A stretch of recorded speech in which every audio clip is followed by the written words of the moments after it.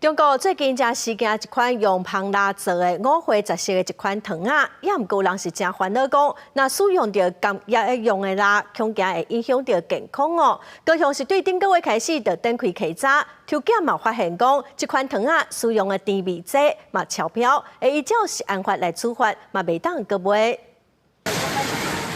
来到夜市卖糖仔的单位，卫生人员甲糖仔底登去检验。顶个月中到今嘛，高雄针对夜市老街以及实体网购商店店家稽查，发现林武的八卦夜市，还有大社夜市，拢有人违法咧卖蜡平糖。上验了后，发现有寡蜡平糖是违反规定加入袂当有的甜味剂。仁武八卦夜市、大社夜市查核。 查获业者贩售蜡平糖，蜡平糖检出甜味剂与规定不符，卫生局将依违反食安法裁处，并限改下架销毁。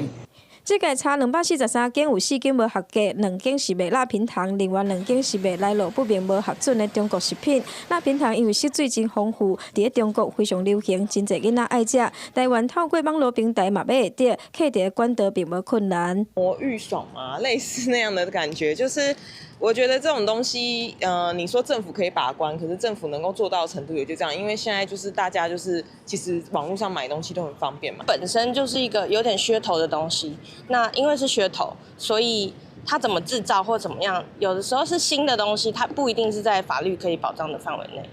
伊虽然标榜是蜂蜡加果酱，也是糖浆来做，毋过蜂蜡成本真悬，市府烦恼可能互不好人士用工业蜡来换，食这有害健康，嘛烦恼另外加了真侪来路不明的物件，恶心、呕吐，甚至便秘。那长期来使用，还可能造成肠阻塞。那有人还会对它其中的添加物呢，比如说色素啦这些等等，造成这个过敏。 医生提醒，工业蜡做的糖仔，食这可能互糖仔塌掉的，严重可能危害性命。不明的人工糖嘛，可能对身体造成负担，甚至引起过敏，建议家长要爱注意。记者王柳婷、陈显坤报道。